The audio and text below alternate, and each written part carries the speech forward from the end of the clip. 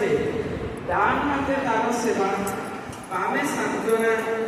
भूखे आमे को अनुरक्ति मुखे समानुभूति श्रवणे वेदश्रुति आशाग्रे स्नेह ममता मस्तिष्के बोध विवेचना श्रवण सर्वांगे भक्ति चरण क्षिप्रता सर्वांगे भक्ति निवेदन यही सब आंगिक लक्षण यही जो कथा ऊपर ठाकुर कहते दान हाथ तार सेवा बामे सांत्वना ये सब यही सब गुणगुणिक अधिकार किए थे आम बड़ माँ भूखे आवेग अनुरक्ति गोटे भल पाइबा गोटे मार स्नेह ममता रास्ता ताकर सबुबले हस हस मुह कहवा बढ़िया धैर्य सान्निध्य ये सब ठाकुर चाहिए आम माँ माँ बापा गोटे संसार भितर पुत्र और कन्या सन्तान रूपे पाइला से दयाल प्रमुख कृपा गुरु दायित्व हूँ गोटे माँ उपरे कहीं ना सी उचित मार्ग पिलारू बड़ कर तोड़ी समाज में प्रतिष्ठित करे गोटे सुनागरिक सुमनिष रूपे से विवेचित ठाकुर चाहते आदर्श दंपति माध्यम सुसंतान जन्म देवा कारण विवाह विभ्राट ठाकुर से विवाह विभ्राट जो आविर्भाव समर्पण अनुलोम विवाह को ठाकुर गुरुत्व देते से बहुत बही लिखिसे विवाह विधान साहित्य गोटे सुंदर बही ठाकुर प्रतिलोम विवाह विषय पूरा संपूर्ण रूपे वर्जन करने को माँ थे ठाकुर मनोवृत्ति अनुसार ठाकुर आश्रम जीवन में जिते माता मनमोहिनी देवी चली जाती से बड़ माँ को घरे गुरु दायित्व पड़े से ठाकुर कहते जे तमें आदि समस्त बड़ आश्रम जिते सदस्य जिते परिचालन दायित्व समस्त रोषे करवा समस्त खुआइबा निजे शेष में भी एमती बड़दा सागे से निमपत्र दे खाते बड़ता खाते केवे से कहना से खाई स्थान दास कुमारी देवी जे उपेन्द्र झील थे से थे देखी कहले मनीष एमती एते सरल एते सहिष्णु एते धैर्यशीला आम बड़मान सीता महंती साक्षात देवी प्रतिभा अनेक सहवा शक्ति से स्वामी मनोवृत्ति अनुसार ठाकुर थे जीवन मानने आध्यात्म जीवन में गुरु खाली स्वामी नंदन गौरमणि से जहाँ कहते स्वामी गुरु स्वामी परम देवता स्वामी सेवा नारी धर्म स्वामी पदे भक्ति अर्चना भक्ति को कहू कर्म कौन शकुंतल जीवन लिखते से जो महाकाव्य लिखते से सारा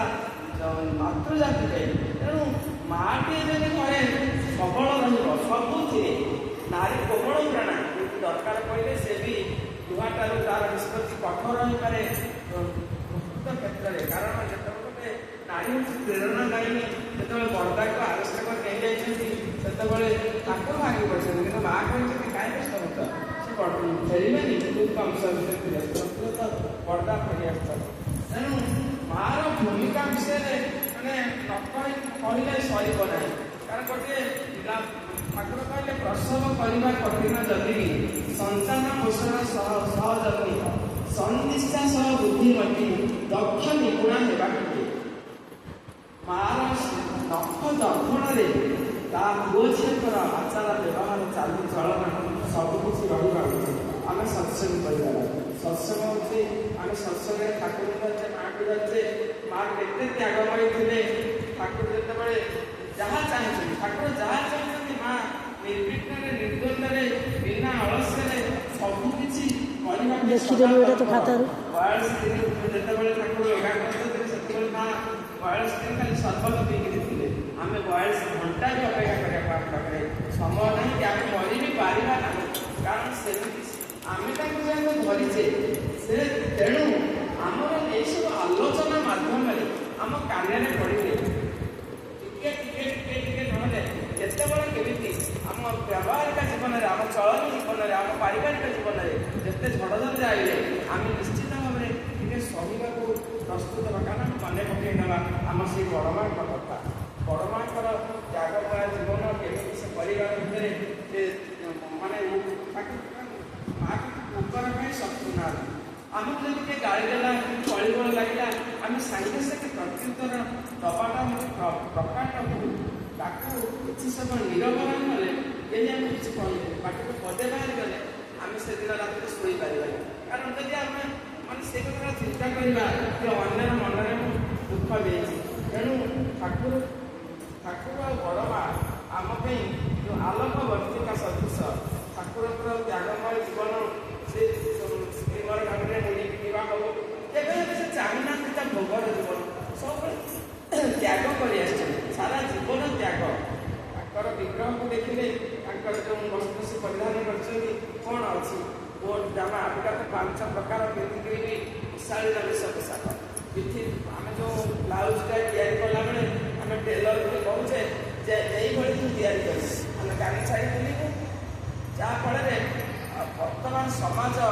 ଉଦ୍ଭ୍ରାନ୍ତ ମାନେ ଆମେ କରିବୁ ଦୋଷ ଦେଉଛୁ କିନ୍ତୁ ତା ପାଇଁ କ'ଣ ଆମେ ଅନେକାଂଶରେ ଦାୟୀ ନିଶ୍ଚିତ ଭାବରେ ଦାୟୀ। କାରଣ ଆମର ସଜସଜା କେଶ ବେଶ ବୋଧ ଆଉ ବ୍ୟବହାର 4ଟା ଅଳଙ୍କାର ସ୍ତ୍ରୀ ଲୋକ ତାର କେଶ ବିନ୍ୟାସ ତାର ପୋଷାକ ପରିଚ୍ଛଦ ଆଉ ବୋଧ ବୁଝିବା ଶକ୍ତି ଆଉ ବ୍ୟବହାର ପାଠଟା କଥାକୁ କହିଲେ ପୁରା ସମୁଦ୍ର ଲାଗିଲେ ସରଳ କଥା ଜଟିଳ ଓଲଟା କଥା। ତେଣୁ ଏହିସବୁ ଯଦି ଆମେ କାହାକୁ କଠୋର କଥା କଠୋର କଥା କେବେ କହିବା ନାହିଁ, କାରଣ ଆମେ ସହିବା ଅଛି ସହିବାଟା କାହିଁକି ଜଣେ ହେଉଛି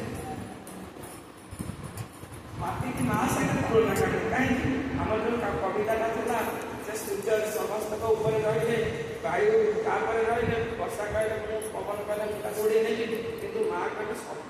ତପ ଇଚ୍ଛା ଯା ସେଇ ଭଲ ଦିକ୍ଷା। ତେଣୁ ମୁଁ ଧରିତ୍ରୀ ସର୍ବସ୍ୱ। ତେଣୁ ଏଇ ମାତୃଜାତି ସବୁବେଳେ ଆମେ ମାତୃ ସବୁବେଳେ ବିକାଶିଛେ ଆମ ଭିତରେ ଯେଉଁ ଅନ୍ୟକୁ ଇଏ କରିବା ଆଗକୁ ଯିବା ଇଏ କରିବା ଏସବୁ ତୁଳନାତ୍ମକ ମାନେ ବେଶ ପୋଷାକ ହଉ ଚଳଣି ହଉ ଯାହା ବି ହଉ ଆମ ସ୍ୱାମୀ ଆମ ପରିବାରରେ ଯାହା ବି ରୋଜଗାର ଆମେ ତାକୁ ହିଁ ସନ୍ତୁଷ୍ଟ ରହିବା ତାକୁ ନେଇକି କିନ୍ତୁ ଆମ ପ୍ରୟୋଜନକୁ ବଢ଼େଇବା ନାହିଁ ସେ ଆଜି ତା ଘରେ ଅଛି ମୋ ଘରେ ନାହିଁ ସେସବୁ କଥାକୁ ନିଘା ବି ରଖିବା ନାହିଁ। ତେଣୁ ଠାକୁରଙ୍କର ଗୋଟେ ବାଣୀ ଅଛି ରାଷ୍ଟ୍ର ପୂଜାର ଅର୍ଥ ଜାଣିବ ସୁଜନନର ସୁସନ୍ତାନ ଯେଉଁ ସନ୍ତାନକୁ ଦେଶ ସନ୍ତାନ ଆପଦ ସବୁ ଦେଶବାସୀକୁ ପାଆନ୍ତି ପ୍ରାଣ ଆପଦଠାରୁ ଦେଶବାସୀକୁ ପାଆନ୍ତି ପ୍ରାଣ। ତେଣୁ ରାଷ୍ଟ୍ର ପୂଜାର ଅର୍ଥ ହେଉଛି ଆମେ ଦେଶକୁ ଦେବା ସୁଜନନ ଆଉ ସୁସନ୍ତାନ ସୁଜନନ ମାଧ୍ୟମରେ ସୁସନ୍ତାନ ଏ ମାତୃମଣ୍ଡ ମାନେ ସମ୍ମିଳନୀ ସାର୍ଥକ ହେବ ସେତେବେଳେ ଯେତେବେଳେ ଆମମାନେ ସମସ୍ତେ ଆମ ନିଜ ପରିବାରକୁ ସୁଶୃଙ୍ଖଳିତ କରିବା ସାଙ୍ଗେ ସାଙ୍ଗେ ଆମ ପୁଅ ଝିଅ ବୋଉ ସମସ୍ତଙ୍କର ସହି ବହିକି ଆମେ ସଂସାରକୁ ଆଗକୁ ନେଇପାରିବା ଯାହାଫଳରେ ଲକ୍ଷ୍ମୀ ଲକ୍ଷ୍ମୀମାଙ୍କର ବଡ଼ ମାଙ୍କର ଆଶୀର୍ବାଦ ରହିବ ଠାକୁରଙ୍କର ଆଶୀର୍ବାଦ ରହିବ ସେ ଯାହା ଚାହିଁଥିଲେ ଗୋଟିଏ ମା ଅଷ୍ଟ ବୈଶିଷ୍ଟ୍ୟର ଅଧିକାରିଣୀ ହେଉ ସେଇ ବୈଶିଷ୍ଟ୍ୟକୁ ବଜାୟ ରଖି ଆମେ ଆମ ସଂସାରକୁ ଆଗେଇ ନେବା। ଏତିକି ଜୟ ଗୁରୁ।